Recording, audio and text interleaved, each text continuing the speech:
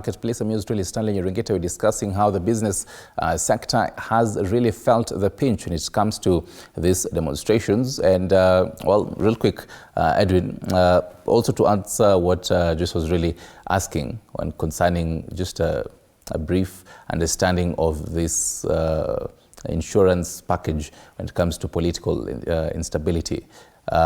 First of all, you can start with that, just to help understand what it entails and all that.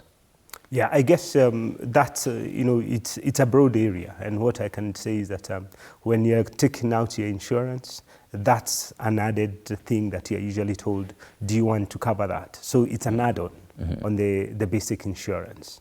It's just like the way you take a car insurance, you're told, do you want to add a certain percentage for protest? So actually, it's when someone is taking their insurance, they need just to engage their insurance company and see how can they be able to add, what add-ons do they have? Because there are some who will say they don't want to get into the political unrest or protest. They will not cover. The ones who cover, they will, but it will come at a cost. Right. Yeah. And Tony, before we get into the climax of this conversation, and just before I even start to ask you guys for final thoughts, there are, do you think there's an upside for a business person? Do you think a business person should look at a particular upside to these demonstrations and what he or she can actually make more money? Well, if you really look at the demonstrations, and that is the Reject the Finance Bill demonstrations, the upside of this is that the main reason why those demos were there, it wasn't just about residents. It was also about business people. Why? Because there have been very many taxes that have been introduced. If you really look at it and the number of taxes, I don't even know, I can't even call it double taxation. It's triple or quadruple taxation, because at every level you are being taxed. So for business people, this was resulting in them ending up with less money in their pockets or in their accounts at the end of the day because of the numerous taxes that they have had to pay. And the worst part about it is that, you're paying all those taxes and you're not getting the required services. You're not getting the same level of services.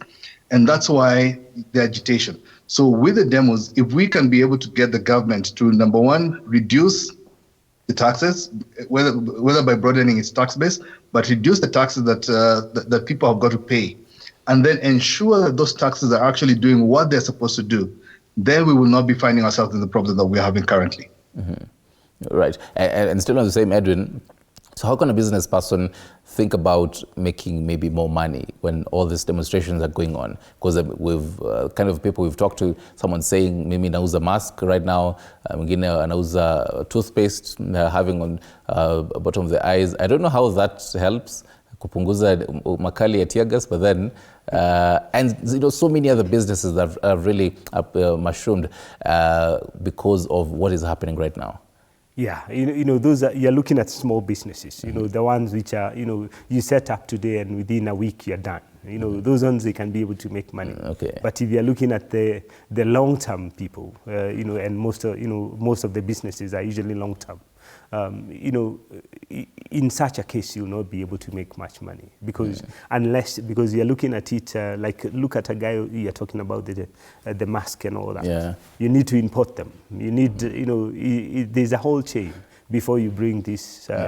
So for a business person, when you have instability, it's very hard because unless you're thinking of, and this is for small ones, you cannot be able to think investing out of Kenya. But if you're a Kenyan person and you don't know outside Kenya, it's very hard for you to make business out of this.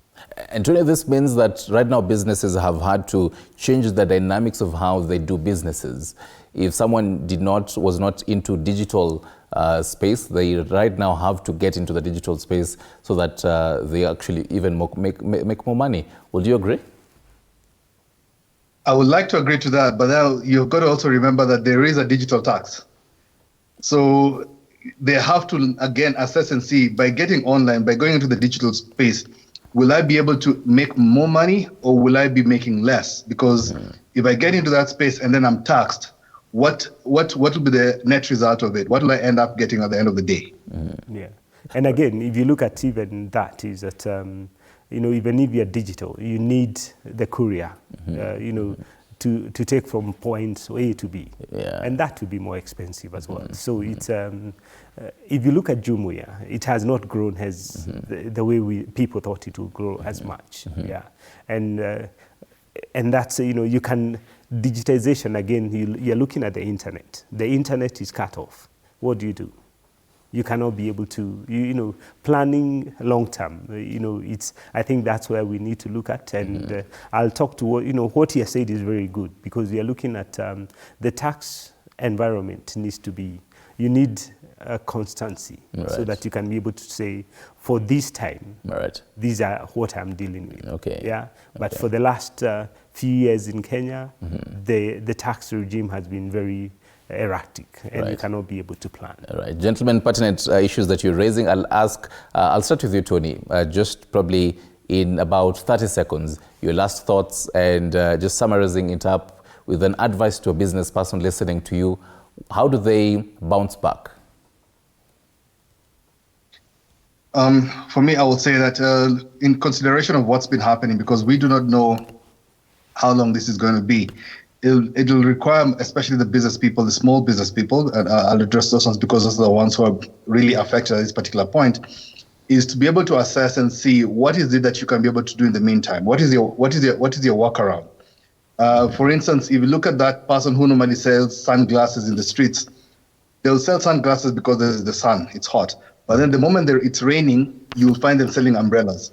Meaning that, you know, you will always ensure that you've got a very small stock, or you've got an agreement with the people who are supplying you, so that you are able to maneuver. You're having a lot more cash flow and less inventory. You're always going to be able to use as minimal inventory as possible, or even better, if you're able to always supply your orders based, or rather get your inventories based on the orders that are coming across to you.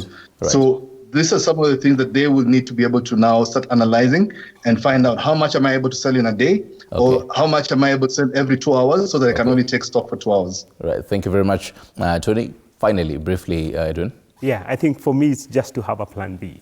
And that's where you need to look at it and say that if it's very hot out there, what else can you be able to do? What else can you to do? Thank you very much, gentlemen, for giving us these wise words. Tony Kisaka is Executive Director, Trevere Future Limited, as well as Financial Analyst, and Edwin Kagwe, Financial Analyst. Thank you very much. Daudi Wanyongesa says lock with electric doors.